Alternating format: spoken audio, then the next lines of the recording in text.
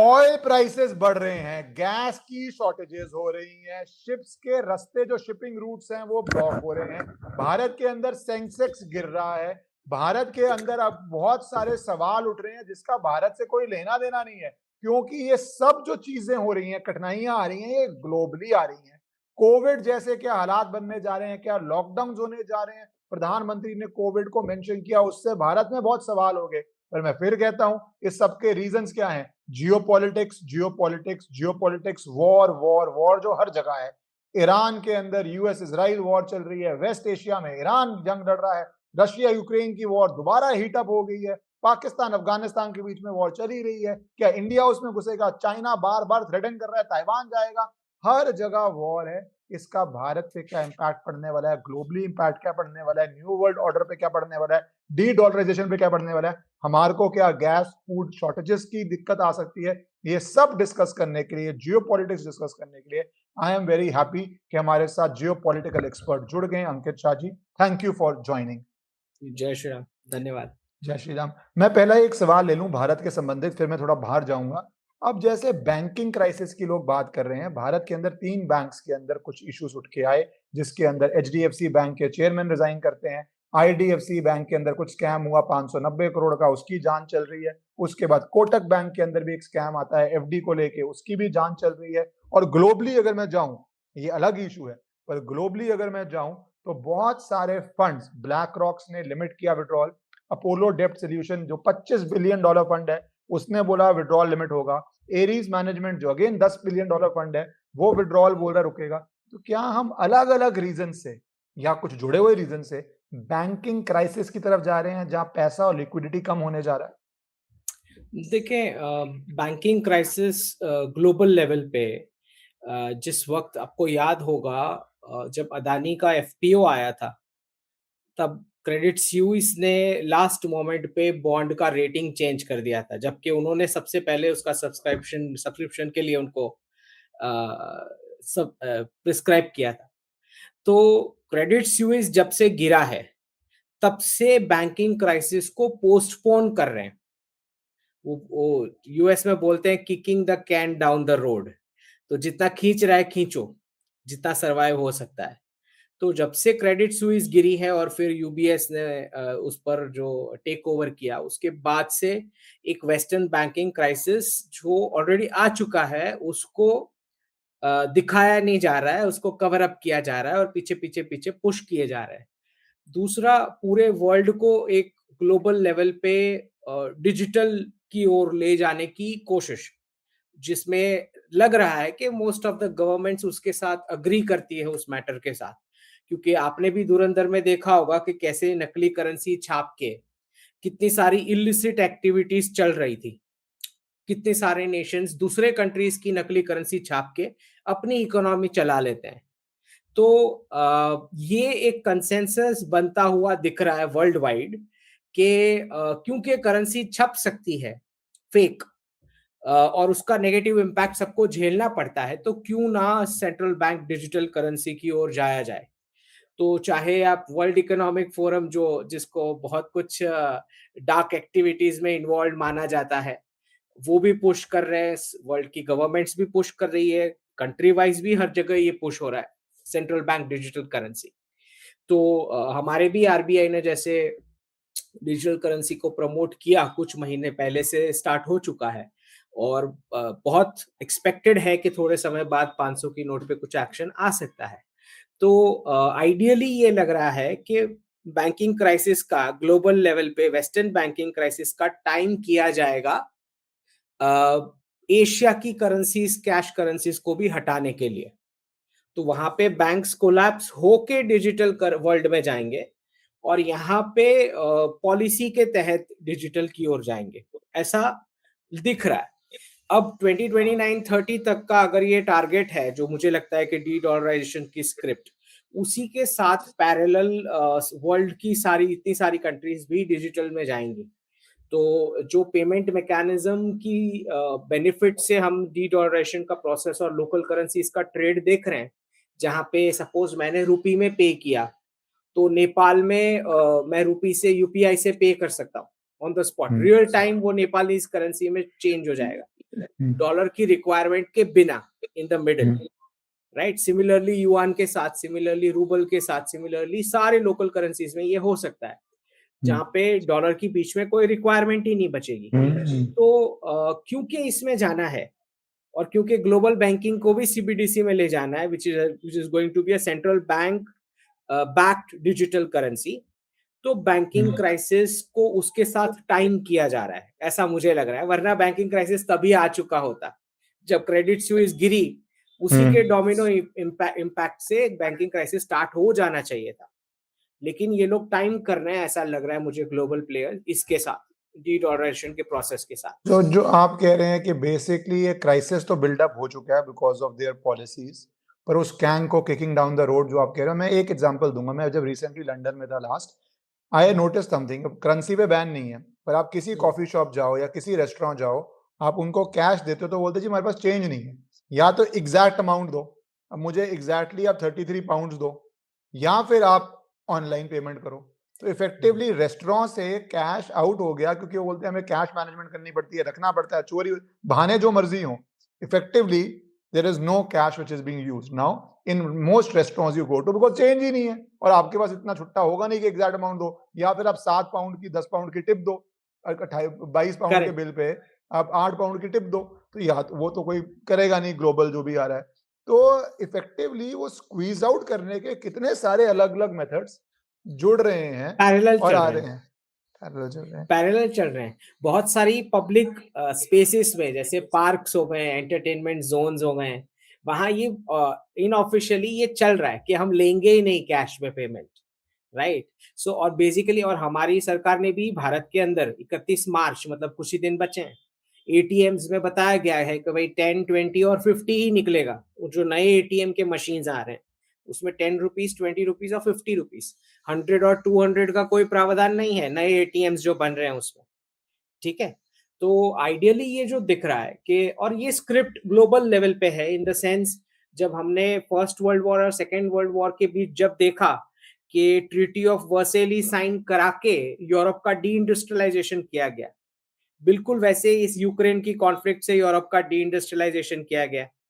उसके बाद वहां पे जो स्पेनिश फ्लू आया, उसके बिल्कुल वैसे यहाँ पे कोरोना आया, राइट। फिर उसके बाद उन्होंने वहां पे एलजीबीटीक्यू चलाया, जो जर्मनी में बर्लिन में लड़के फ्रॉक्स पहन के घूमते थे लिपस्टिक लगा के, बिल्कुल वैसे बाइडेन टर्म में पूरा एलजीबीटीक्यू का चला, सेम टू सेम स्टेप्स दिखाई दे रहे हैं। और उसके बाद हिटलर आके मैन्युफैक्चरिंग की बात कर रहा था, बिल्कुल जैसे प्रेसिडेंट ट्रंप आके मैन्युफैक्चरिंग की बात कर रहे हैं। और फिर गोल्ड का रीवैल्यूएशन हुआ, राइट। तो सबका very gold interesting confiscate parallel. किया गया था, यूएस में सबका गोल्ड कॉन्फिस्केट किया गया था और फिर रिवैल्यूएशन आया, राइट। बिल्कुल सेम स्क्रिप्ट में जा रहा है, गोल्ड का रिवैल्यूएशन भी आना है। रिवैल्यूएशन तो आएगा, कॉन्फिस्केशन होता नहीं होता दैट्स अ क्वेश्चन, क्योंकि इस बार डिजिटल बेनिफिट है आपके पास, तो कॉन्फिस्केशन की जरूरत नहीं है। डिजिटल में आप वैल्यूएशंस जो चाहें ट्वीक कर सकते हैं central banks, right.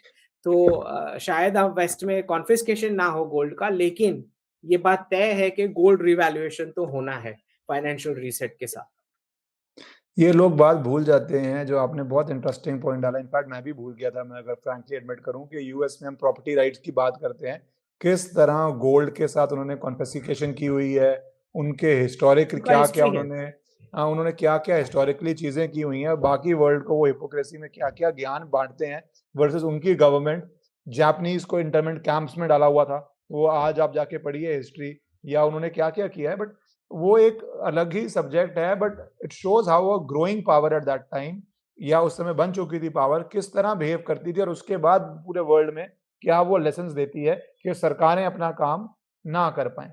Not that I नहीं, एवर देखिए इश्करन जी, इसमें बैकग्राउंड ये है कि उस समय यूके ग्लोबल पावर था जो यूनिपोलर वर्ल्ड ऑर्डर चला रहा था, pound as a single country reserve currency. तो जिस कंट्री के पास single country reserve currency status होता है, वो करेंसी छाप के हाइपर कंजम्पशन वाले मोड में होते हैं। तो अब उसको कंट्रोल करने के लिए आप क्या करोगे? गोल्ड रिवैल्यूएशन करके करेंसी का वैल्यू नीचे ले जाओगे, और क्या। सो वो पूरा जो गोल्ड सेकेंड वर्ल्ड वॉर में यूनाइटेड स्टेट्स ने कलेक्ट किया, उसके बाद पाउंड को हटा के डॉलर रिजर्व करेंसी बनी, तो इस बार के गोल्ड रिवैल्यूएशन में जो ब्रिक्स प्लस की कंट्रीज ने गोल्ड और सिल्वर क्यों किया है पिछले 5 वर्षों, वो डॉलर की वैल्यू खींच के ब्रिक्स की करेंसीज में वैल्यू लेके आएंगे। सेम टू सेम प्रोसीजर है, there is absolutely no change. जो ब्रिटेन के साथ हुआ वो अब यूएस के साथ हो रहा है। तो डिफरेंस इतना है कि भाई यूएस में जो हाइपर कंजम्पशन करेंसी छाप के हुआ, अब क्या होता है कि जब एक्सट्रीम कैपिटलिज्म हो जाता है तो फिर उसके सॉल्यूशन में एक्सट्रीम कम्युनिज्म आता है। जब एडम स्मिथ एक्सप्लॉइट कर लेता है सोसाइटी को, उसके बाद कार्ल मार्क्स का जन्म होता है। तो वही चीज आज अमेरिका के साथ हो रही है कि अमेरिकन सिटीजन्स का जो हाइपर कंजम्पशन है, अब उसको रोकने के लिए डिजिटल करेंसी में जाना पड़ेगा, विच इज मतलब एक तरह से देखो तो इट्स अ कम्युनिस्ट करेंसी, क्योंकि आपका सारा ट्रांजैक्शन ट्रेस हो रहा है और transactions will be traced right in a digital world. एक जो आप पैरेलल कर रहे हैं बहुत इंटरेस्टिंग है, पर एक जो मुझे डिफरेंस दिखता है वो ये है कि Britain was a spend power after world war 2। वो जीती यूएस की जा सकती थी, इफेक्टिवली हारी थी, उसको कौन सी कॉलोनी छोड़नी पड़ी, उसके पीछे आप जो मर्जी रीजन दीजिए कि वो नॉन वायलेंटली छोड़ी, कि नॉन वायलेंट मूवमेंट सक्सेसफुल हो गई थी या वो कर नहीं पा रही थी। पर यूएस अभी भी प्रिटेंड कर रही है वर्ल्ड पावर पे और कह रही है कि हमारी ग्लोबल डोमिनेंस है, और उसी के साथ मैं ईरान पे भी आ जाऊंगा। क्या ईरान यूएस के लिए वर्ल्ड वॉर 2 मोमेंट होने जा रहा है, जब इफेक्टिवली उसकी ग्लोबल डोमिनेंस या मिलिट्री पावर एक्सपोज होगी? और मैं साथ में आपका एक ट्वीट भी डाल देता हूँ क्योंकि वो इजी रहेगा। नो, वन सेकंड, ये वाला नहीं, ये वाला नहीं, ईरान वाला, जहां पे आप 24 में कह रहे थे, जुलाई 2024 में, कि 2030 से पहले और 16 जुलाई को आप कह रहे थे खमानी की सरकार जाने वाली है, Iran will be the loudest jingle bell of Christianity. तो इसको geopolitically, religiously and also military power wise, तीनों एंगल से क्या अब यूएस एक्सपोज होने जा रहा है? क्योंकि कई लोग कह रहे हैं यूएस ये जंग हार रहा है। How do you see this? देखिए, हमें ये समझना है कि जब ब्रिटेन यूनिपोलर वर्ल्ड ऑर्डर चला रहा था, तो उनका जो मोमेंट ऑफ ट्रूथ था वो सुएज कैनल वाला था, और इनका जो मोमेंट ऑफ ट्रूथ है ये स्ट्रेट ऑफ हॉर्मुज है। इट्स मतलब पूरा पैरेलल है, there is absolutely no change. तो जैसे यूके को अपने सारे कंट्रीज को इंडिपेंडेंस दे के कॉलोनीज को छोड़ना पड़ा, बिल्कुल वैसे ये ईरान प्रोजेक्ट के बाद बहुत सारे गल्फ की कंट्रीज के बेसिस इनको छोड़ने पड़ेंगे। तो it's going to be parallel, same to same process. मुझे नहीं लगता इसमें कोई चेंज है, सिवाय इस बात के कि ईरान जो है will become a Christian majority, जो मैंने 21-22 में प्रेडिक्शन दिया था। और क्योंकि अब शाह ऑफ ईरान को मच बिफोर 2030 ईरान में वापस लाना है पावर में, तो उसके लिए जितने भी क्लेरिक्स का सर्कल है वो पूरा एलिमिनेट करना पड़ेगा। तो अभी पॉज हो के वापस रीस्टार्ट हो या अभी कंप्लीट हो, व्हाटएवर द प्रोसेस बी, लेकिन अमेरिका ये कंप्लीट किए बिना नहीं जा सकता। तो व्हाटएवर द प्रोसेस इज, ये मुझे नहीं लगता कि अमेरिकन या अमेरिकन सरकार को कोई डिसीजन मेकिंग पावर में कोई रोल है, क्योंकि ये मुझे ग्लोबल मार्केट फोर्सेस का डिसीजन लगता है कि अमेरिका को खुद अपने आप को पूरा स्पेंड करके भी इजराइल के ऑब्जेक्टिव्स कंप्लीट करा के देने पड़ेंगे। तो पर मुझे इसके लगता है प्रेसिडेंट ट्रम्प का कोई रोल है। इजराइल के ऑब्जेक्टिव्स के साथ में एक यूएई पे आऊंगा, फिर मैं इजराइल पे आना चाहता हूँ क्योंकि ये आपका एक ट्वीट है जिसमें वो यूएई जब कह रहा है कि we stand as a strong partner of US, no ceasefire with the Islamic regime in Iran, not now. You do not negotiate with terror, you end it. UAE stands firm, zero space for terrorists. और Germany, Britain सबको जोड़ रहा है। आप कह रहे हैं, इसका ट्रांसलेशन है कि भैया बिना अपना टास्क कंप्लीट किए यहाँ से मत जाइएगा, और इसके बाद हमें यूएस का इंटरफेरेंस नहीं चाहिए। Kill our enemy and leave from our basis. तो इजराइल से पहले वेस्ट एशिया पे आ जाते हैं, क्योंकि वेस्ट एशिया के लिए एक, जितना इजराइल बोलता है हमारे जीवन पे खतरा है, we will cease to exist, West Asia पे भी वही खतरा है। They are a destination, they are not a nation. अगर रिच आदमी वहां पे बैठ के अपना शैंपेन और अपनी फरारी नहीं चला पाएगा, ऊपर से ड्रोन आएगा, उसकी फरारी उड़ जाएगी, तो उसके बाप दादा परदादा वहां नहीं रह रहे, वो भाग जाएगा। He will create a new West Asia in some other part of the world. और ये हिस्टोरिकली रहा है। ग्रीक टाइम्स पे अलग आइलैंड्स थे वेकेशन के, रोमन टाइम्स पे अलग आइलैंड्स थे, ब्रिटिश टाइम पे अलग आइलैंड्स थे, इस टाइम पे अलग आइलैंड्स हैं। ये भी तो 50 साल का, ये 40 साल का। तो वेस्ट एशिया के लिए भी तो एक जीवित मरण की बात आ गई है। तो उनका आप क्या ये पॉलिसी देख रहे हैं? उनका क्या रोल देख रहे हैं? How do you see it playing out from them? देखिए वेस्ट एशिया जो पूरा ये ईरान वर्सेस सऊदी अरेबिया, जो मैं अपनी जियोपॉलिटिक्स की बुक में इसको टू बकेट बोलता हूँ, जो दोनों एनिमी बकेट्स खड़े किए गए थे। तो बेसिकली यूएई, सऊदी, कुवैत ये सब चाहते हैं कि आप कंप्लीट करके एनिमी को पूरा न्यूट्रलाइज करके जाइए, ताकि हमें कोई थ्रेट ही ना रहे। तो दो बकेट्स जब खड़े किए गए थे तो खोमेनी वाला शिया इस्लामिक रजीम उनके लिए थ्रेट था, जो प्रॉक्सीज को स्पॉन्सर करता था।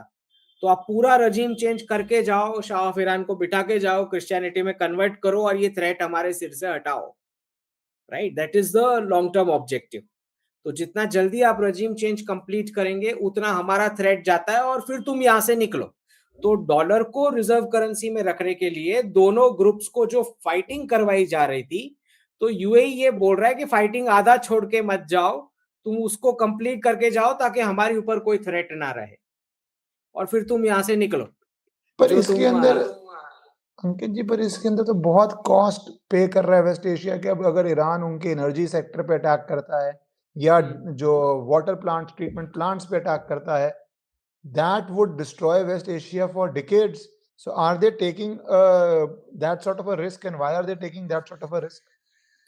सी अंडरस्टैंड के प्रॉब्लम प्रॉब्लम यहाँ पे ये है कि जितनी भी वेस्ट एशियन की कंट्रीज हैं इंक्लूडिंग ईरान, सब कोई चाहते हैं कि अमेरिका रीजन से निकल जाए। सबका ऑब्जेक्टिव कॉमन है। ओके, तो भारत भी ऑफिशियली अनाउंस नहीं करेगा, बट दैट्स अ फैक्ट कि भारत भी नहीं चाहता है कि अमेरिकी बेसिस भारतीय महासागर में कहीं भी हो। राइट, बिकॉज हम भी ग्लोबल पावर ग्रो हो रहे हैं। राइट, तो यूएई, सऊदी अरेबिया, कुवैत, ये छोटे छोटे जितने भी सुन्नी मेजोरिटी कंट्रीज हैं, ये चाहते हैं कि शिया वाला थ्रेट ही साफ हो जाए। जो इस्लामिक रजीम स्पॉन्सर करती थी प्रॉक्सीज को, टेररिस्ट ग्रुप्स को, उनके खिलाफ डिफेंस की रिक्वायरमेंट ही ना हो, तो हमें स्पेस मिले हमारे खुद के वेपन्स बनाने का। अभी क्या हो रहा है कि थ्रेट सर पे है तो कंटिन्यूअस अमेरिका को पेमेंट करनी पड़ रही है, उनके बेसिस को अलाउ करना पड़ रहा है। राइट, तो पूरा रीजन ये चाहता है कि हम हमारे वेपन्स खुद बना लेंगे, लेकिन ये थ्रेट जो तुमने खड़ी करी है उसको साफ करके तुम निकलो यहां से। That is the goal which Saudi, UAE, everybody has. तो आपका बात बिल्कुल सही है कि अच्छा खासा डैमेज वो झेल रहे हैं, बट इसीलिए वो बोल रहे हैं कि आप बीच में छोड़ के मत जाओ, कंप्लीट करके जाओ। ये फाइनल But वाला लॉस होना चाहिए, फाइनल वाला डैमेज होना चाहिए, इसके बाद हमें नहीं चाहिए। how possible do you think is to achieve this goal? आज की डेट में यूएस किस गोल से शुरू हुआ था? अगर आप उस पे जाएं उनके हिसाब से, what was their goal? कितना अचीव हुआ है? और आपको अब रियलिस्टिकली, क्योंकि कुछ क्लैरिटी तो हो गई है 4 हफ्ते में, कितना लग रहा है वो अचीव कर पाएगा? मुझे लगता है कि इसके लिए अमेरिकन्स की जितना भी अमेरिकन्स को नुकसान झेलना पड़े, they will have to complete this task and go. Because बहुत सारी अमेरिकी डिफेंस कंपनीज है, 50 साल में ये लोग एक भी वॉर जीते नहीं है आज तक, क्योंकि जीतने का कभी गोल था ही नहीं। एक बिल्डिंग में करेंसी छपती है, बाजू की बिल्डिंग में वॉशिंगटन में डिफेंस का कॉन्ट्रैक्टर बैठा है, रिकंस्ट्रक्शन का कॉन्ट्रैक्टर बैठा है, ह्यूमैनिटेरियन एड वाला, तीनों के जेब में जाता है और तीसरा कंट्री डिस्ट्रॉय होता था, डॉलर रिजर्व करेंसी में रहता है। This was the design. तो अब क्योंकि डॉलर की जरूरत नहीं है, तो ये जो तीनों जो ये कॉन्ट्रैक्टर्स हैं, वो अपना बेस अब शिफ्ट करना चाह रहे हैं, क्योंकि वॉर तो इन्होंने जीतना नहीं है। डॉलर की अब रिजर्व करेंसी में रिक्वायरमेंट नहीं है। आप खाली सोच के देखें, 5 से 10 वर्ष यहां से क्रूड ऑयल और गैस का कितना इंपॉर्टेंस बचा होगा, स्टॉक बचा होगा, इंपॉर्टेंस कितना बचा होगा? बिल्कुल भी नहीं। राइट, जिस प्रकार से सब शिफ्ट हो रहे हैं रिन्यूएबल में और अलग दूसरे ऑप्शंस देख रहे हैं, hydrogen, water, etcetera etcetera, thorium, ये वो, फिर आप बचाने की क्या कोशिश करोगे जब ऑयल का उतना इंपॉर्टेंस ही नहीं बचा होगा? तो ये जो ऑयल फॉर सिक्योरिटी वाला जो प्रोग्राम था, जिसकी वजह से डॉलर रिजर्व करेंसी में चल रहा था, अब 5-10 वर्षों में तो इसका रेलेवेंस ही नहीं बचा होगा, क्रूड ऑयल का उस लेवल का जो अभी तक पिछले 50 वर्ष में रहा। तो ये सऊदी, यूएई सबको समझ में आ रहा है कि हमारा पूरा का पूरा क्रूड ऑयल का जो रेवेन्यू है, जो मुफ्त से जमीन में से निकल रहा है, हमारा कोई टैलेंट नहीं है, जमीन में से नीचे से मुफ्त में निकल रहा है, तो उसका रेवेन्यू हमने सारा सेविंग्स डॉलर में रखा हुआ है। और अमेरिकन एज हो चुके हैं, प्रोडक्टिविटी नहीं है उनकी, और डॉलर छापते ही जा रहे हैं। तो जब एक्चुअली वो डॉलर वाली सेविंग्स खर्च करने की बारी आएगी तो उसका कितना वैल्यू बचा होगा, जिस प्रकार से इन्फ्लेशन चल रहा है। तो सबसे बड़ी प्रायोरिटी गल्फ के लिए है डी डॉलराइजेशन प्रोसेस की, और उसी के लिए जरूरी है कि ये थ्रेट सर से हटाई जाए जो टू बकेट थियरी की कॉमेनी रेजीम वाली क्रिएट की गई थी। तो जितने जल्दी ये क्लैरिक्स का सर्कल साफ होगा, उतना जल्दी अमेरिका के कुछ बेसिस सऊदी यूएई ये वाले खाली हो सकते हैं। सारे नहीं होंगे, सारे नहीं हो सकते, बिकॉज ग्रेटर इजराइल अचीव कराने के लिए भी इनको अमेरिकी हेल्प चाहिएगी। आप जैसे सारे बेसिस बेसिस नहीं साफ हो सकते। आप जैसे बेसिस की बात कर रहे हैं, उसमें आप ट्वीट भी कर रहे हैं कि many of the 13 military bases in the region used by American troops are all but uninhabitable, with the ones in Kuwait, which is next door to Iran, suffering perhaps the most damage. Shubh Ram Navami. Iran's attack forces US to work remotely. तो क्या आप आज की date में इन basis की solution देख रहे हैं? और दूसरा मैं उस पे ही आ रहा था, इजराइल यूएस पे, इसको आप पहले कर दीजिए कि क्या यूएस की बेस की हालत है, क्या यूएई के अंदर हालत है, and then we will come to Israel. देखिए, जो मैंने बताया कि ये लोग कोई भी वॉर जीतने के लिए करते ही नहीं है। इन्होंने लंबा खींच के मैस करके अलग अलग प्रकार के रेवेन्यू के सोर्सेज ढूंढने होते हैं। तो ये वाले कॉन्फ्लिक्ट में भी मुझे नहीं लगता कि विनिंग मतलब विन करके जो मतलब जैसे पूरा कब्जा हो गया उस कंट्री का, उस टाइप का। आई don't think that is what the strategy. वो खाली क्लेरिक्स के सर्कल को साफ करके शाह ऑफ ईरान के लिए सेफ्टी क्रिएट करना चाह रहे हैं वापस आने के लिए, which is then they can exit majority of the bases. तो this looks like the objective. पर जब आप इजराइल की बात करते हो कि अब थोड़ा डिस्कॉर्डेंट नोट आ गया, अलग आवाज में बात कर रहे हैं ट्रंप और नेतन्याहू। ट्रंप बोलते हैं हम जीत चुके हैं, बीच में जब वो र्यूमर किया वो स्टॉक मार्केट के लिए किया, किसके लिए किया कि भैया हमारी डीप और मीनिंगफुल बातें हो रही हैं और हम ईरान पे 5 दिन के लिए हम वो स्ट्राइक नहीं करेंगे, पॉज करेंगे। इजराइल ने बोला हम तो ठोकेंगे, हम तो जा रहे हैं। तो अब ये क्या हो रहा है वर्ल्ड स्टेज पे, जहाँ पे इजराइल और यूएस अलग भाषा में बात कर रहे हैं? You think Trump will come back to Israelis position और ही विल एक दिन उठ के विक्ट्री होगी एंड गो आउट? वो देखिए इश्करन जी, अगर वो ऐसा अनाउंस भी करते हैं कि हम जीत गए और हम निकल रहे हैं, तब भी इजराइल का ऑब्जेक्टिव जब तक कंप्लीट नहीं होता उनको वापस आना पड़ेगा। तो वो पॉज अगर ले भी लेते हैं तो they will have to restart. जब तक वो क्लेरिक्स का सर्कल है, इस्लामिक क्लेरिक्स वाला, तब तक वो गवर्नेंस हैंडओवर नहीं हो पाएगा शाह ऑफ ईरान को। ओके, तो ये 2027 तक खींच सकता है, फेजेस में, फेजेस वाइज भी हो सकता है, और अगर वन शॉट वो सारे क्लेरिक्स को एलिमिनेट कर लेते हैं तो इमीडिएट भी हो सकता है। और मुझे लगता है कि क्योंकि अच्छा खासा कॉस्ट बाकी के गल्फ नेशंस झेल रहे हैं, तो प्रेशर यही होगा कि जितना जल्दी ये कंप्लीट हो, राइट। तो जैसे यूएई का हैंडल बोल रहा है कि इस शनिवार कुछ बड़ा होने वाला है। अब बड़ा करने में काफी कुछ दिक्कतें हैं, क्योंकि अगर आपने न्यूक्लियर साइट्स पे हमला किया और फिर अगर वहां से कुछ लीकेज हो जाता है, जैसे नूर खान एयरबेस पे हमने बड़ा टैक्टिकली जाके स्ट्राइक किया, लेकिन हमारे तो एक्सपर्ट्स इतने प्रिसिशन वाले हैं कि कुछ लीक नहीं हुआ वहां से उस लेवल पे कि मासेस, पाकिस्तान के मासेस मरने लग जाए ऐसा कुछ।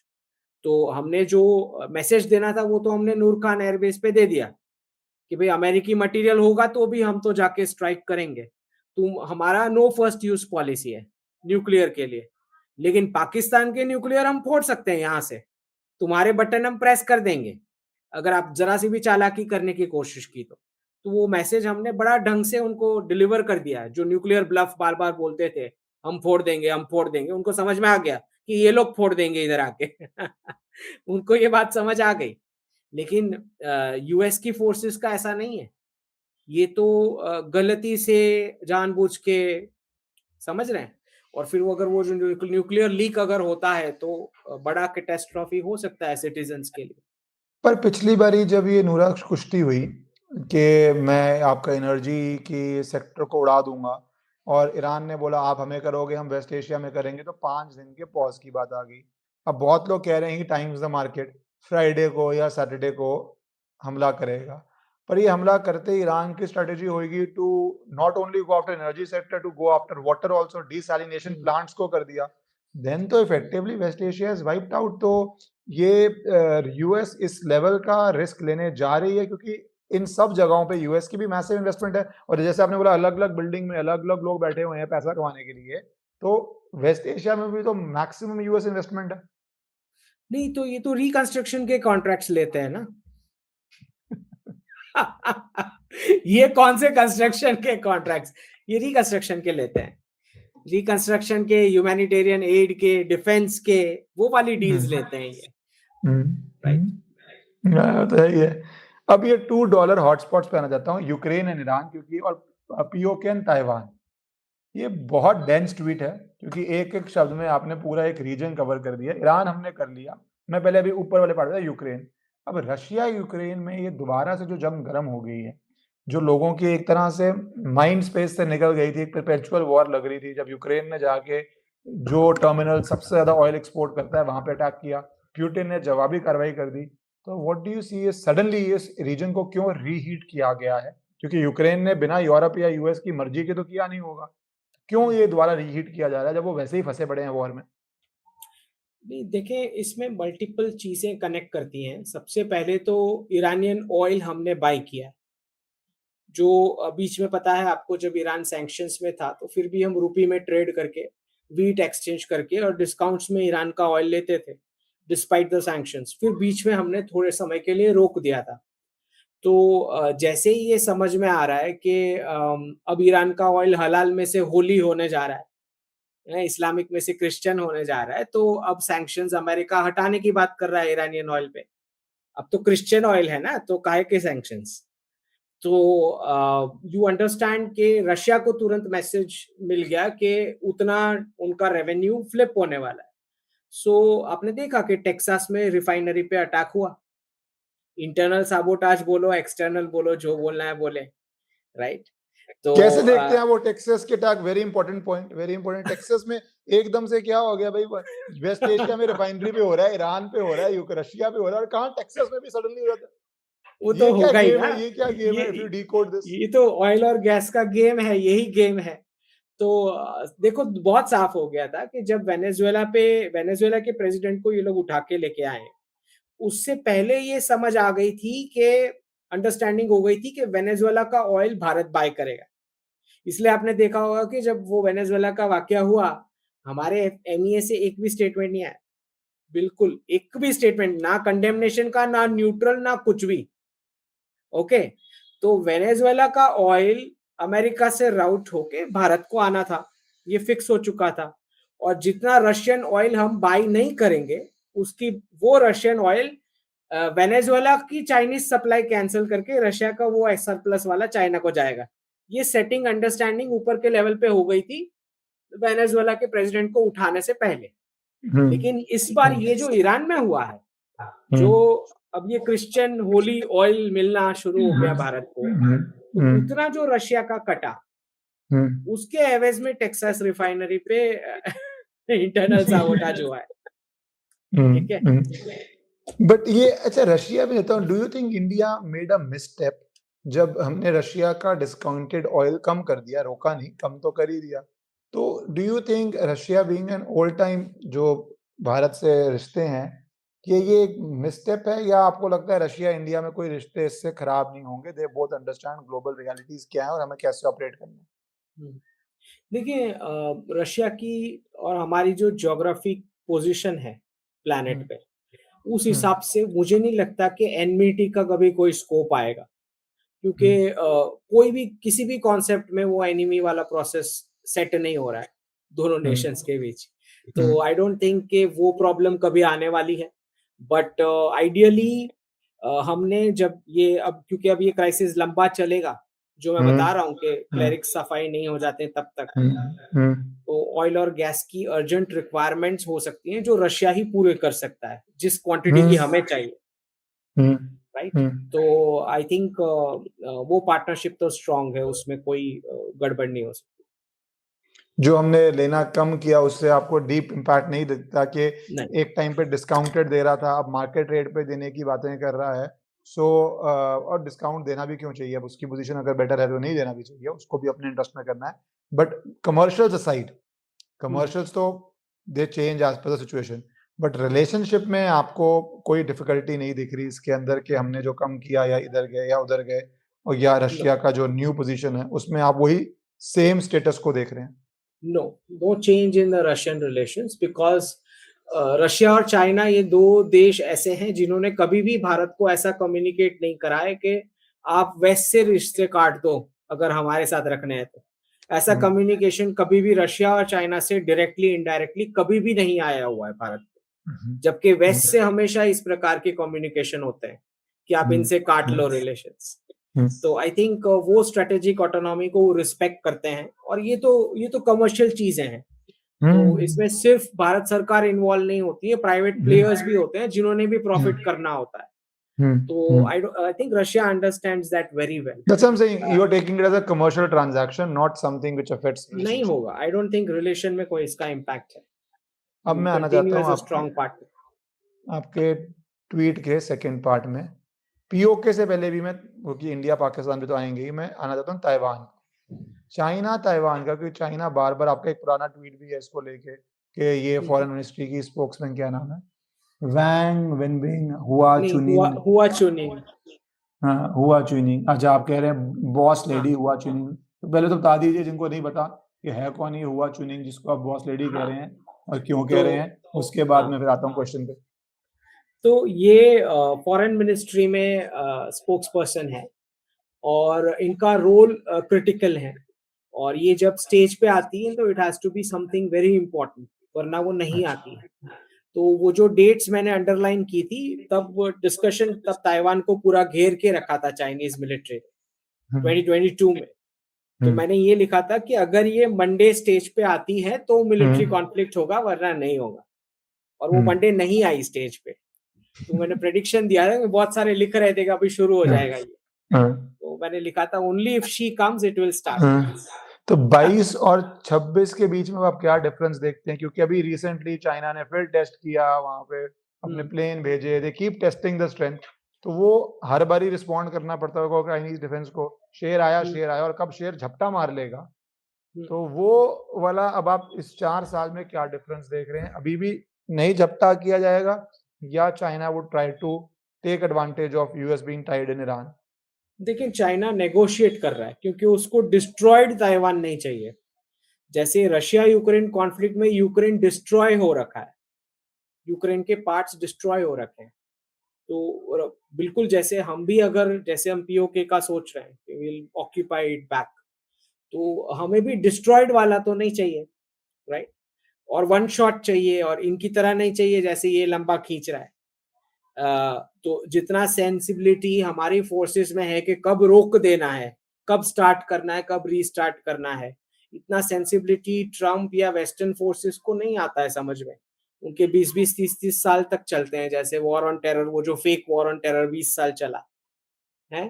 तो हमारे सारे एक्सपर्ट्स सोच रहे हैं कि पाकिस्तान उनको उल्लू बना रहा है, बट बेसिकली वो करेंसी छाप रहे थे, वो तो मिसाइल ऐसे ही फेंक रहे थे डेजर्ट में, तो सब जेब में डाल रहे थे पैसे, और कुछ नहीं था। So this is what like, मुझे लगता है कि विदाउट डिस्ट्रक्शन उनको ताइवान चाहिए, और वो यूएस को प्रेशराइज कर रहे हैं, और प्रेसिडेंट ट्रम्प पूरे विलिंग है ताइवान दे देने के लिए। जो मैं बता ही रहा हूँ कि मैंने 2021 का प्रेडिक्शन है कि चारों डॉलर हॉटस्पॉट 2030 से पहले कंप्लीट होना है। तो उसका पूरा प्रेपरेशन चल रहा है। ताइवान से जितने भी सेमीकंडक्टर के इंपॉर्टेंट रिसोर्सेस और टेक्नोलॉजी ताइवान से बाहर ले जाई जा रही है before this happens, handing over और take over, whatever the process.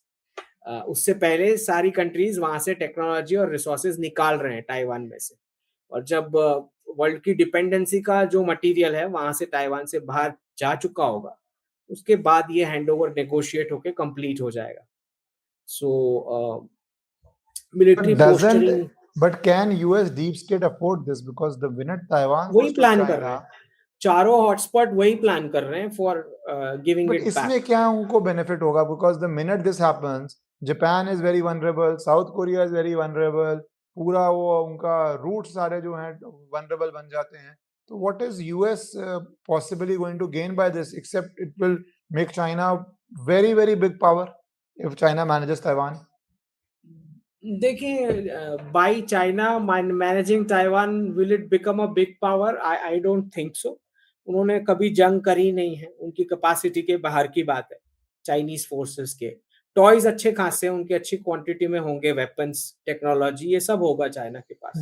पर कोई कॉन्टिनेंट में जाके उन्होंने फोर्सेस ग्राउंड पे उतारी हो, इन्वेजन करा हो, ऐसा कोई इनका चाइनीज हिस्ट्री तो नहीं बता रहा है ऐसा कुछ भी। वैसे भी ये सिंगल चाइल्ड क्या ही लड़ लेंगे, अगर लड़ने का ट्राई भी किया तो एक्सपीरियंस नहीं है एटलीस्ट। जहां तक अमेरिका का सवाल है, तो क्योंकि डॉलर की अब जरूरत ही नहीं है, तो चारों डॉलर हॉटस्पॉट रिवर्स होने ही है, पीओके, ताइवान, यूक्रेन और ईरान, इजराइल। और नेक्स्ट जो लास्ट 2 बकेट है, which is north Korea, south Korea, वो नेक्स्ट डिकेड मुझे दिखाई दे रहा है, नेक्स्ट डिकेड के आसपास वो भी रिवर्स होता हुआ। लेकिन ये 4 तो 2030 से पहले रिवर्स हो जाएंगे। But without dollar, how would US retain its global superpower? क्योंकि उनका इसका प्लान तो होगा ना कि अपनी तरफ से तो they want to be a superpower. So मैं POK से पहले ये सवाल था। कौन? Sorry, यूएस, जब आप यूएस शब्द बोलते हैं तो कौन? The nation of US. American citizens, government, deep state या डीप स्टेट की कंपनीज, 4 में से किसके बारे में बात कर रहे हैं? देखो, सिटीजन्स के बारे में तो बात नहीं कर रहा, वो तो कहीं पे मैटर नहीं करते, तो वो तो आउट हो गया। अब बेसिकली डीप स्टेट और डीप स्टेट कंपनीज में आप जिस तरह दिखा ले, क्योंकि ईस्ट इंडिया कंपनी थी जो शुरू हुई थी, या डच ईस्ट इंडिया कंपनी थी, end of the day it all comes down to money. So the money interest behind it, house and money interest is a very big topic, जिसमें आप trace करें कि क्या फॉर्चून था Europe का, वही सारे फॉर्चून यूएस शिफ्ट हो जाते हैं, ये तो एक लंबी जर्नी है। तो the money interest of US, तो डीप स्टेट का जो काम होता है, जो मैं आपको थोड़ा समझा देता हूँ। डीप स्टेट का काम क्या है? अपने प्रॉफिट से उसको मतलब है, ना कंट्री से, ना सिटी से, ना रिलीजियन से, ना किसी एरिया से, ना किसी कास्ट से या कोई ये सेक्शन ऑफ पीपल से। तो जब यूके का डाउनफॉल हुआ, तो ये सारी कंपनीज और जो पावर सेंटर है वो यूएस शिफ्ट हो गया। हाँ, तो उन्होंने ही स्क्रिप्ट करा डाउनफॉल यूके का। बिल्कुल वैसे ये as a script writer they make those arrangements, proper arrangements के ऐसा डाउनफॉल हो। सो अगर आपको दिखेगा बहुत सारी मल्टीपोलैरिटी में, अब सिंगल कंट्री में तो नहीं जाना है, तो ऑपरेशंस मल्टीपल कंट्रीज में शिफ्ट होंगे, राइट? तो जिस कंट्री से जो बेनिफिट निकाला जा सकता है, जैसे रशिया के पास बहुत सारे नेचुरल रिसोर्सेज हैं, कमोडिटीज वेरी रिच, ठीक है। चाइना के पास अच्छी खासी टेक्नोलॉजी का लेवल बन चुका है, मास लेवल का, ठीक है। भारत के पास पॉपुलेशन का size maximum, customer market, consumer market, और अमेरिका एज हो रहा है, यूरोप एज हो रहा है, रशिया एज हो रहा है, चाइना एज हो रहा है, कोरिया एज हो चुका है, जापान एज हो चुका है। तो अगर मैं आज डीप स्टेट की कंपनी हूं और मुझे प्रॉफिट करना है, तो मेरा सामान सबसे ज्यादा कहाँ बिकेगा? जहां सबसे यंग पॉपुलेशन है, जो पैसे कमा पा रही है। तो अगर मैं उसकी करेंसी स्ट्रॉन्ग करूंगा तो मेरे को मैक्सिमम प्रॉफिट होगा। समझ रहे हैं? बूढ़े लोग थोड़ी कुछ कंज्यूम करने वाले हैं, राइट? तो डीप स्टेट की कंपनीज का अब अमेरिका में उनको ज्यादा टाइम पास नहीं करना चाहिए। अमेरिका का आपने बैलेंस शीट भी दिखाया, और ये तो सभी कह रहे हैं कितने ट्रिलियन का वो लोन हो चुका है। 6 ट्रिलियन आप अब कैलकुलेट कर रहे हैं asset against 47.7 trillion in total liabilities. Off balance sheet picture is even more alarming. Unfunded social insurance obligation surged by, क्योंकि वहां पे वो बहुत ऑब्लिगेशंस हैं, 10 trillion in a single year, rising from 73 trillion in FY24। आगे का वो जानबूझ के सोशल बेनिफिट्स बोलते हैं ना, स्टेट बेनिफिट बोलेंगे तो पता लग जाएगा कि कम्युनिस्ट है, राइट? तो वर्ड प्ले तो है ही है। जो मैंने पहला वर्ड प्ले था ना, मुझे जो इनका सबसे गोरी, 1 साल में 10 ट्रिलियन बढ़ा है इश्करण जी, 1 साल में सोशल ऑब्लिगेशन 10 ट्रिलियन। मतलब इन बूढ़े लोगों के लिए, अभी आज ही मैंने ट्वीट किया है, नया वायरस आया है, तो आप समझ ही सकते हैं, someone who is just a liability, उनको कंपनीज क्यों जीवित रखना चाहेंगी? आप मुझे बताएं, कोई वैलिड रीजन मुझे नहीं दिखाई देता। पर इसमें मुझे, और कोविड वैसे आप देखिए सबसे ज्यादा ओल्डीज ही मरे थे, जो जितना वीक था इनफैक्ट उस पे बॉडी में जितनी प्रॉब्लम्स थी, बहुत बहुत डिस्कशन हो चुकी हैं कोविड पे, but what sort of a problem it cause to the weakest is something जो धीरे धीरे करके ही स्टडीज में निकलेगा, अगर निकलेगा तो। ये बड़ा इंटरेस्टिंग लगा मुझे आपकी बात, क्योंकि अब मैं इंडिया पे आना चाहता हूँ, पीओके पे भी आना चाहता हूँ, इंडिया का रोल पे भी आना चाहता हूँ, इंडिया की रिलेशन आना चाहता हूँ कि आपने 22 में कहा था US based social media will face more regulations but won't be outright banned unless they are found doing illegal. और ये शुरू हो गया है, केवाईसी नॉर्म्स आने शुरू हो गए हैं सोशल मीडिया को लेके, क्योंकि इंडिया में 2 चैलेंजेस हैं। एक जो हम लीगली फेस करते हैं कि बहुत सारे अकाउंट्स इंडिया में क्राइम क्रिएट कर देते हैं but they are outside India. उस पर ट्विटर ने कुछ काम किया कि आप डिस्क्रिप्शन बताएं, पर बाकी जगह पे नहीं है। और लोग ट्विटर पे बहुत फोकस करते हैं because somehow it is a chattering class, but जो रीच है वो फेसबुक इंस्टाग्राम की बहुत ज्यादा है, क्योंकि वहां पे लोग एंटरटेनमेंट भी ढूंढ लेते हैं, ये भी ढूंढ लेते हैं। करेक्ट। तो ये जो फेक नैरेटिव आता है, जो सो कॉल्ड हम सब इंटेलेक्चुअल्स ट्विटर पे फोकस करके बैठ गए हैं, पर मेरे ख्याल से वोटिंग प्रेफरेंसेस ज्यादा इंस्टाग्राम फेसबुक से हो रही हैं, क्योंकि वहां पे बच्चे भी देख रहे हैं, जिनको पॉलिटिक्स में इंटरेस्ट नहीं है वो भी देख रहे हैं, जिनको जियो पॉलिटिक्स में इंटरेस्ट नहीं है वो भी देख रहे हैं, जिनको फाइनेंस में इंटरेस्ट नहीं है वो भी देख रहे हैं, which is the majority of the population. तो ये जो अभी आप नॉर्म सेटिंग की बात कर रहे हैं, how do you see India, और चाइना को बैन किया, how do you see India social media playing out and as a part of our national security? देखिए, जब से हमारा ऑस्ट्रेलिया के साथ एफटीए साइन हुआ है, और फिर आपको याद होगा जब जयशंकर जी ऑस्ट्रेलिया थे तो वहां से उन्होंने मीडिया बाइट में ये बोला था कि digital trust, that was the word, digital trust. तो और फिर ऑस्ट्रेलिया ने रूल बनाया कि 16 साल के बच्चों के लिए up to 16 parental controls on social media. तो वो दोनों चीजें अब भारत में डिस्कस होना शुरू हो चुकी है कि भाई 16 साल के कम के बच्चे हैं जो ये कंज्यूम किए जा रहे हैं, उनको अभी समझ में भी, उनको बेसिक भी नहीं पता है कुछ, और डायरेक्ट वॉर और वर्ल्ड वॉर ये सब देख रहे हैं। तो और दूसरा जो एक्सटर्नल एलिमेंट्स यहाँ की वोटिंग पैटर्न्स को साबोटाज करने के लिए जो चीजें कर रही है, ये दोनों अगर आप मिला लो तो बहुत जेन्युइन केस बनता है रेगुलेशंस के लिए। तो भारत सरकार को, और ये तो मैंने खुद एक्सपीरियंस किया है, जब 2024 का इलेक्शन था तो गुजरात में जब स्क्रीन पे जो दिखाई दे रहा है चीजें, वही चीज अगर आप महाराष्ट्र राजस्थान में स्टेप करोगे तो उसी इलेक्शन टाइम पे अलग चीजें दिख रही है। तो उन्होंने एल्गोरिदम अच्छे से ट्विक किया। इनफैक्ट 2019 में तो उन्होंने व्हाट्सएप के फॉरवर्ड्स पे 5 की लिमिट लगा दी, क्योंकि उनको समझ में आ रहा था कि लोग मोदी जी की अचीवमेंट्स ही फॉरवर्ड कर रहे हैं। तो 5 का उन्होंने बैन लगा दिया, 5 से ज्यादा आप नहीं कर सकते एक टाइम पे फॉरवर्ड। तो 19 में उन्होंने ट्रायल रन कर लिया था, और 24 में तो पूरा एल्गोरिदम ट्विक किया उन्होंने, state wise, region wise, city wise algorithm tweak किया कि किसको क्या दिखाई देगा स्क्रीन पे। तो आई थिंक रेगुलेशंस के लिए अब समय आ चुका है, और अगर हार्श स्टेप्स भी लेने पड़ेंगे तो लिए जाएंगे, क्योंकि डी डॉलराइजेशन के चलते अच्छे खासी फैंग कंपनीज की वैल्यूएशन साफ होने वाले हैं यूएस के मार्केट। इनको शायद कंसोलिडेट भी करना पड़ जाए कुछ कंपनीज को। ओके। हाँ जी, नहीं वो और इन्होंने एआई में जिस तरह ये घुस गए हैं, और एआई का भी ट्वीट डाल दूंगा, my views are very similar कि AI can not consume the products. So आप भी यही कह रहे हैं, इसमें आप मॉर्गन स्टैनली का ट्वीट भी कर रहे हैं। तो ये जो एआई जॉब थ्रेड कर रहे हैं, पहले तो एआई में जितना इन्होंने पैसा लगा दिया, आई don't think so it's a recoverable return on investment, but वो हो ना हो, एआई का भारत में इकोनॉमिक्स में एम्प्लॉयमेंट में क्या थ्रेट की तरह देख रहे हैं इसको? जी बिल्कुल, at least in the tech sector it is an immediate threat. Okay, because कुछ लोग जो ऐसा कॉन्फ्लेट करके बोलेंगे, एनालॉजी देंगे कि जब कंप्यूटर्स आए थे तो भी तो हुआ था, फिर सबने रिकवर कर ही लिया। बट आई थिंक वो बहुत ही अलग मैथ था। वो 5,000 में से सपोज 200 को इम्पैक्ट हुआ या 800 को इम्पैक्ट हुआ, ये 5,000 में से सीधा 4,000 को इम्पैक्ट करने वाला है। तो दोनों सिमिलर चीजें नहीं है। कुछ लोग कहेंगे सिमिलर है, हो जाएगा, नहीं, मुझे सिमिलर नहीं लगता है।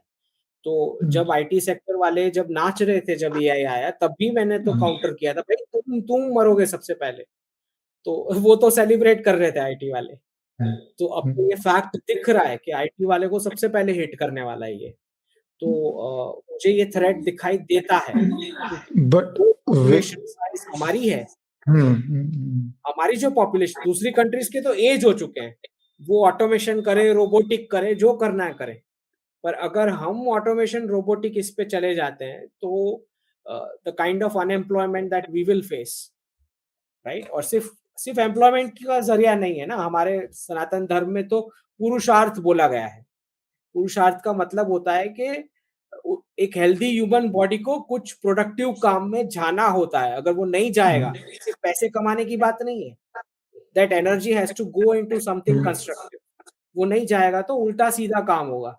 अब वेस्ट में एक इजराइल के एक व्यक्ति है, आपको नाम पता है, वो हरारी, क्या नाम है, वो बोलता है कि गेम्स दे देंगे, ड्रग्स दे देंगे और फ्री इनकम दे देंगे। So I don't think we can go that path. ये जो रूलिंग क्लासेस का ना माइंडसेट है, रोम में सीजर कहता था लोगों को सिर्फ दो चीजें चाहिए, free food grains and circuses, entertainment और फ्री फूड। अब फ्री फूड तो एक सेपरेट टॉपिक है, मैं इंडियन टॉपिक में भी नहीं आना चाहूंगा क्योंकि बहुत ही एक वास्ट टॉपिक है, बट लोगों को खिलाओ और खाना खिलाओ और कुछ रिवोल्ट नहीं होता। बट चाहे उनका कितना मर्जी नुकसान हो रहा, पर जो आपने एआई की बात की और आपने खुद ही बोला भारत की पॉपुलेशन साइज के हिसाब से, isn't that a very dark time for Bharat? और मैं इसमें एक जॉइन करूंगा और बात फिर आप प्लीज बताइएगा कि जो आपने शुरू में कहा कि second possibility of Iran war is कि ये कुछ महीने लास्ट करे, 27 तक करे, पॉजेस फेजेस के अंदर, और मुझे लगता है ज्यादा लाइक्लीहुड यही है कि लंबा खिंचेगा क्योंकि ट्रंप विक्ट्री डिक्लेयर कर नहीं पा रहा इस तरह से, या इजराइल होने नहीं दे रही। तो इन्फ्लेशन तो आ ही चुका है, ऑस्ट्रेलिया में भी आ चुका है जहां पे 500 पंप आज बंद थे। भारत में तो हर चीज को हम पॉलिटिकल लेते हैं, मेरा टेस्ट ये है कि how does the government deal with it compare to other governments. But crisis आएगा क्योंकि वर्ल्ड शॉर्टेज है। प्रधानमंत्री जब एक हिंट दे रहे हैं, कोविड से तुलना कर रहे हैं, he knows the meaning of his words, वो कंपैरिजन किससे ड्रॉ कर रहे हैं, और कुछ लोग कह रहे हैं उससे भी वर्स हो सकता है, he is not gone far enough ahead. और तीसरे में एआई जॉबलेसनेस। तो भारत के लिए तो बहुत एक रेस्टलेस टाइम आएगा जहां पे बहुत लोग अपसेट होंगे और बहुत सारी फोर्सेस उस एंगर, उस अपसेटनेस को एक्सप्लॉइट करेंगी। तो how do you see the next 1 or 2 years for Bharat? देखिए, जहां तक फाइनेंशियल क्राइसिस जो दिख रहा है वो तो फिर भी मैनेजेबल मुझे लगता है, बट जो एआई वाला लॉन्ग टर्म है, that looks like a more grave crisis. तो अगर सर्विसेज सेक्टर को टेम्पररी हिट लग जाए फेज वाइज भी, चलो नेक्स्ट 5 इयर्स, तो शायद उसको हम बैलेंस आउट भी कर पाएंगे क्योंकि कुछ लोग चलो माइग्रेट कर लेंगे टीयर 2 और 3। लेकिन जो एआई वाला है उसको तो काउंटर करने के लिए सपोज मैं बहुत सारी अच्छी प्लानिंग चाहिएगी, बिकॉज आपको कुछ चीजें सब्सिडाइज करनी पड़ेगी, कुछ चीजें में आप कुछ उसका पैकेज निकालना पड़ेगा, compensation package, things like that. फिर हो सकता है कुछ कंस्ट्रक्टिव चीजों के लिए भी आप उस पॉपुलेशन को मोड़ सके, जहाँ पे नेशनल प्रायोरिटी की चीजें उनको बनाने के लिए दे दो। जैसे आईटी सेक्टर को आप दे सकते हो कि भाई एग्रीकल्चर सेक्टर में मुझे ये टेक्नोलॉजी की जरूरत है, तो आप बना के दो, this is a PLI scheme और this is the scheme for that. तो ऐसे करके हमें we will have to accommodate this guys to some productive usages और नेशनल लेवल इनोवेशन के लिए, हमारे इंडिजिनस टेक्नोलॉजी के लिए उस तरफ हम डाइवर्ट कर सकते हैं जो जो सेक्शन अनएम्प्लॉयड होता है उसको। अब मैं थोड़ा आना चाहता हूँ एक पाकिस्तान को लेके, आपने चौथा बंडल का था पीओके का। अफगानिस्तान पाकिस्तान की लड़ाई चल रही है और हाल ही में बांग्लादेश ने बड़ी इंटरेस्टिंग स्टेटमेंट दी जहां पे जो रिजीम में नए प्राइम मिनिस्टर आए हैं वो कहते हैं 25 मार्च वाज अ जेनोसाइड।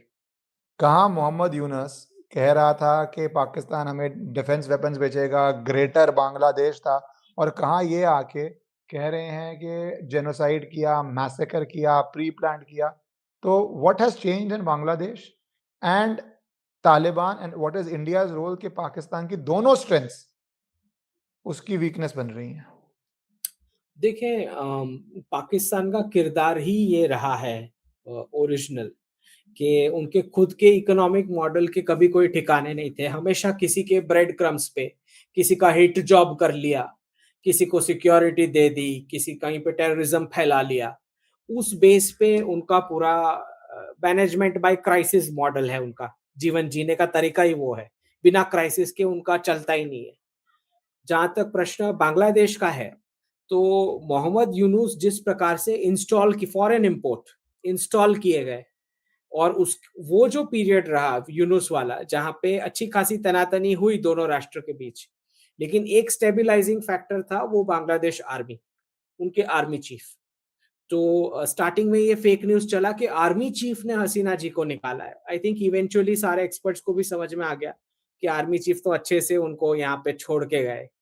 तो आई थिंक वो स्टेबलाइजिंग फैक्टर रहा, वरना ये कॉन्फ्लिक्ट हो सकता था यूनुस के टाइम पे ही, बट वो बच गए हम because of the stabilizing factor.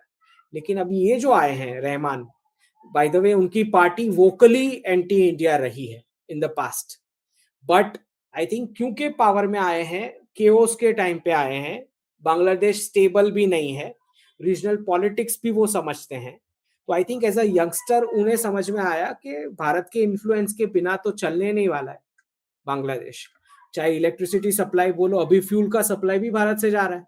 आप देखें इस वेस्ट एशिया क्राइसिस में भारत ने डीजल पहुंचाया उनको, इलेक्ट्रिसिटी भारत पहुंचाता है, तो उनका राष्ट्र चलना कैसे है बिना भारत के सपोर्ट के। तो आई थिंक वो थोड़ा सैनिटी उनको समझ में आया होगा।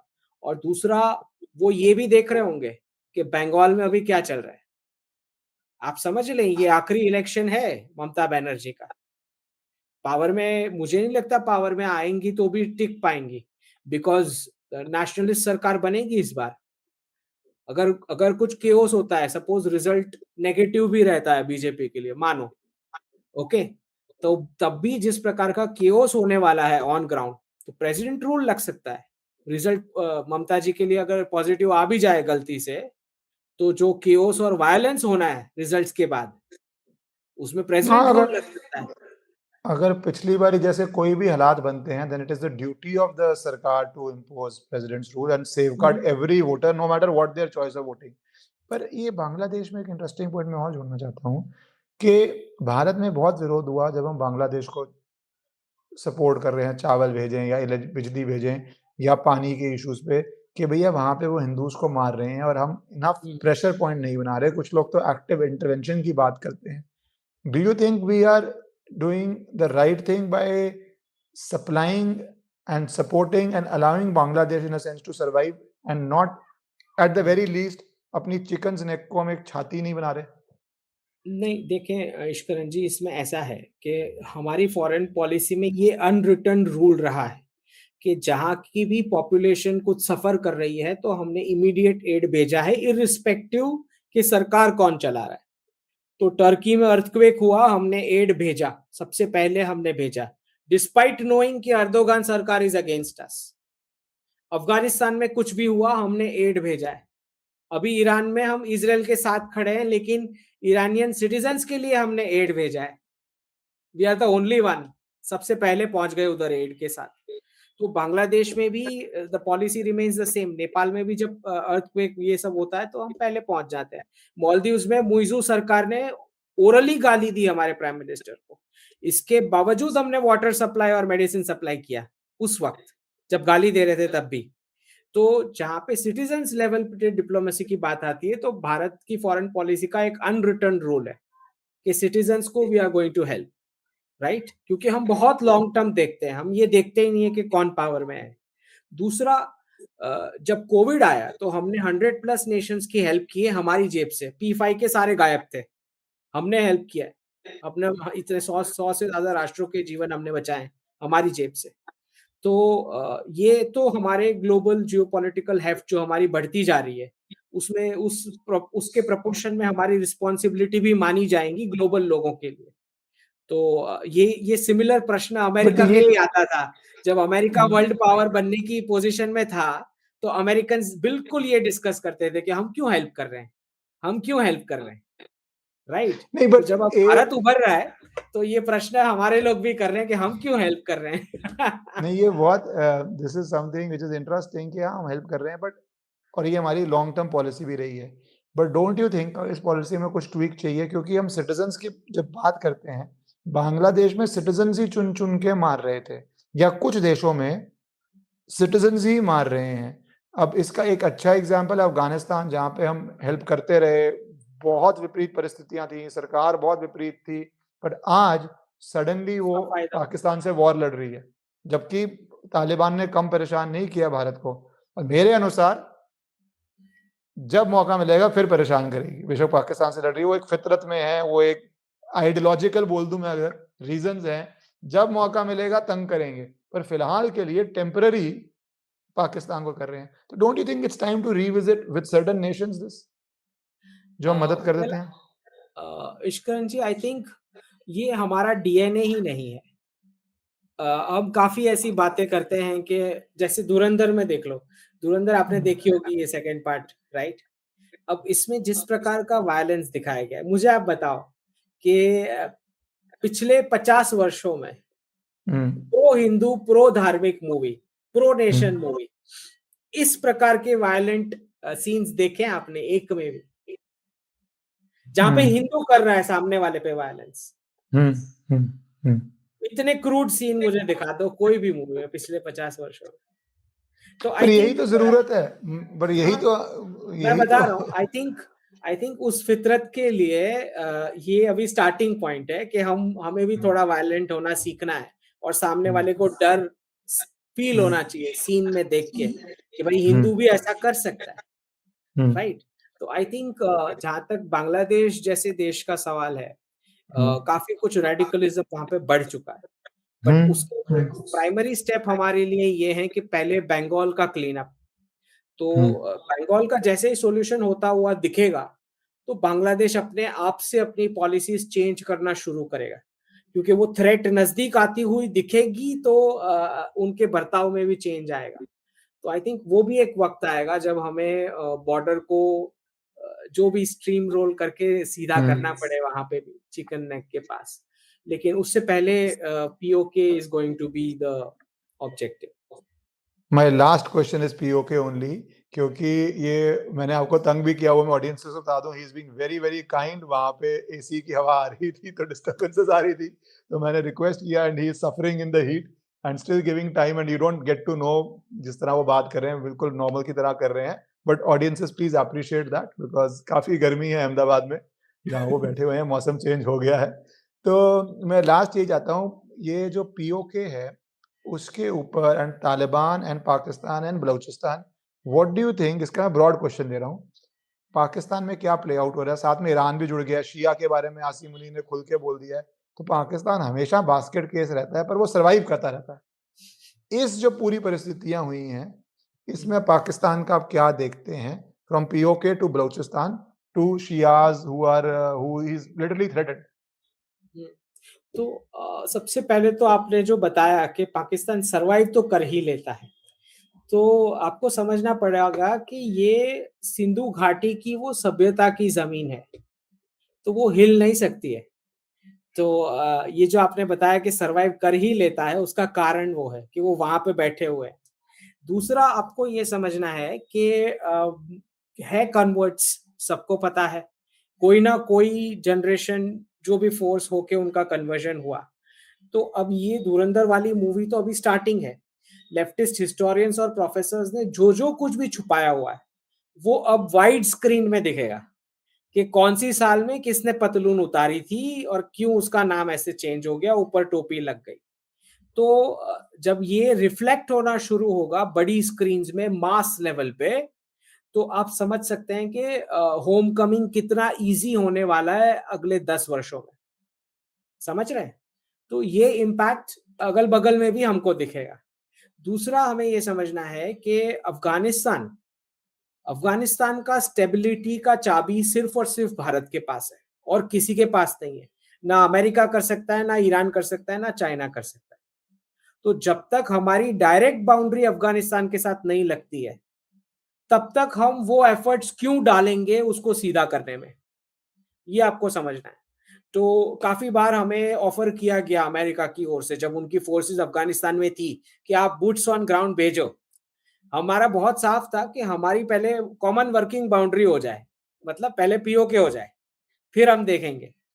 तो ये चुभता रहा अमेरिकी सरकार को, ये पीओके मांग रहे हैं, उसके बाद ही इसमें इन्वॉल्व होंगे।